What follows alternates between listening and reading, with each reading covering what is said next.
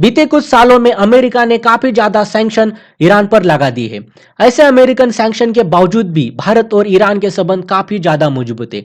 अब इसी श्रेणी में आगे ये जो भारत और ईरान के संबंध है वो और मजबूत होने जा रहे हैं, क्योंकि जो ईरान है इसने अनाउंसमेंट कर दिया है कि वो भारतीयों के लिए वीजा फ्री एंट्री उनके देश में दे देंगे। दोस्तों, ये जो एंट्री ईरान देगा वो 15 दिनों के लिए मैक्सिमम होगी। और ईरान का कहना है कि ये चीज़ इसलिए कर रहे हैं कि उनको उनके देश में का जो पर्यटन क्षेत्र है उसको एक बढ़ावा देना है, उसमें एक बढ़ोतरी लानी है।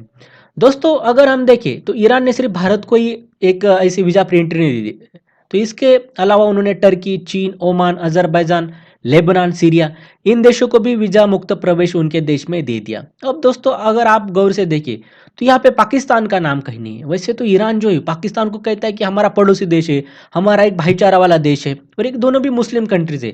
लेकिन देखिए दोस्तों, इन्होंने पाकिस्तान को इस लिस्ट में नाम नहीं दिया। लेबनान और सीरिया जो कि देखिए इनके यहाँ गृह युद्ध शुरू है, इनकी हालत पाकिस्तान से भी बदतर है, इनको इन्होंने वीजा फ्री एंट्री में एक तरीके से स्थान दिया।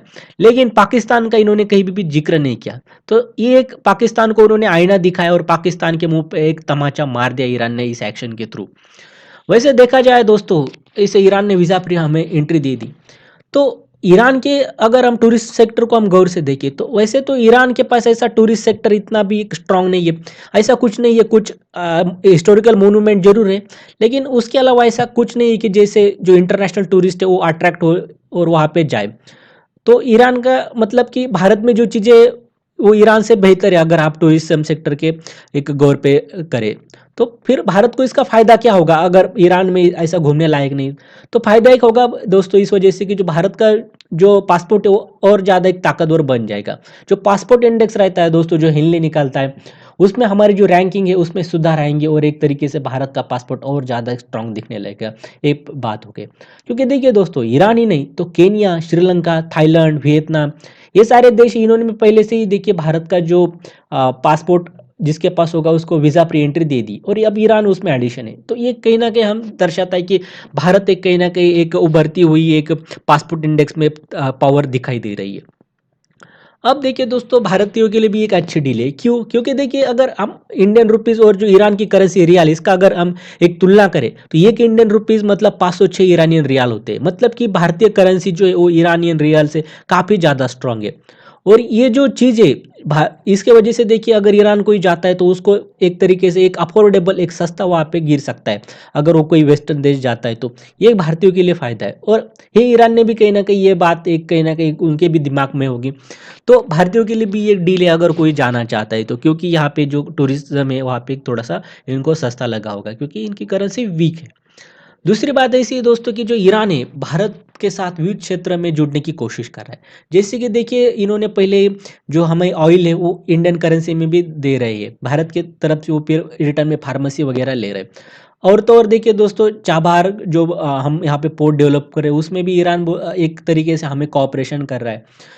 और भी देखिए जो हouthis रिबेल है वो अटैक कर रहे थे, तो भारत के जो विदेश मंत्री वहाँ मिले और उन्होंने कहा कि आप हमारे जो शिप है उन पर अटैक करने मत कीजिए, क्योंकि देखिए हouthi एक तरीके से ईरान की प्रॉक्सी है। ये भी चीज़ है। और देखिए यहाँ पे टूरिस्ट भी अट्रैक्ट कर रहा है ईरान। तो इसी प्रकार से देखिए ईरान भारत के साथ जो संबंध है वो ज़्यादा डाइवर्सिफाई कर रहा है, क्योंकि देखिए अमेरिकन सैंक्शन है, बहुत कम कंट्रीज हैं जो ईरान के साथ संबंध रखती है, और भारत देखिए सैंक्शन के बावजूद भी, दबाव के बावजूद भी ईरान के साथ संबंध बनाए रखा है। तो ये ईरान को ये चीज़ अच्छी लगी और इसीलिए ईरान देखिए भारत के साथ और जो संबंध है और बढ़ाने की, डाइवर्सिफाई करने की कोशिश कर रहा है।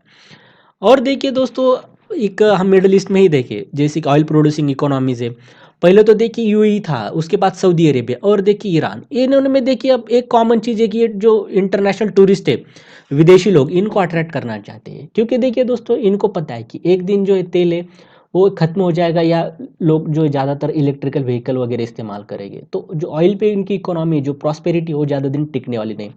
इसलिए इनको अब इनको जो अर्थव्यवस्था है इसको डाइवर्सिफाई करना पड़ेगा, और इसी के लिए देखिए एक बिग पिक्चर में हम देख सकते हैं कि ज़्यादातर जो यहाँ के जो गल्फ कंट्रीज है जो कि ऑयल प्रोड्यूसिंग है ट्रेडिशनली, वो ये सारी चीज़ें कर रही है कि जो ज़्यादातर जो गैर ऑयल सेक्टर है वहाँ पे उनको बढ़ावा दे रही है। लेकिन दोस्तों, जो ये हम जाते हैं यहाँ पे अगर ईरान में, तो ये इतना ईज़ी नहीं होगा, क्योंकि इसके पीछे कारण है अमेरिकन सैंक्शन। वो कैसे?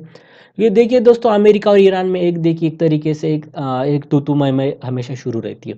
अगर आप अमेरिका जाते हैं, सॉरी ईरान जाते हैं, और वहाँ पे आपका जो पासपोर्ट होता है, वहाँ पे अगर ईरान का वीज़ा स्टैम्प होता है, तो उसके बाद देखिए अगर आपको अमेरिका जाना है, तो अमेरिका ईज़िली आपको वीज़ा नहीं देता। लेकिन दोस्तों, ये जो हल है, ये समस्या, इसका हल भी है। क्योंकि जो ईरान है, ऐसा कुछ जो स्टैंपिंग होता है पासपोर्ट पे, वो करता नहीं, क्योंकि ईरान को पता है कि फिर जो बाद में जो टूरिस्ट है उसको अमेरिका जाने में दिक्कत होगी। तो इसलिए देखिए ईरान ऐसी कुछ चीज़ें करता नहीं। तो ये एक अमेरिकन सैंक्शन यहाँ पे हम कह सकते हैं कि लूप होल के ज़रिए एक बायपास हो जाता है। दूसरी बात ऐसी है दोस्तों कि और एक दिक्कत है कि कोई ऑनलाइन फ़्लाइट हम यहाँ पे बुक नहीं सकते। तो फिर आपके मन में सवाल होगा कि फिर ईरान भारत से ईरान लोग कैसे जाते हैं, क्योंकि ऑनलाइन फ़्लाइट तो बुकिंग नहीं।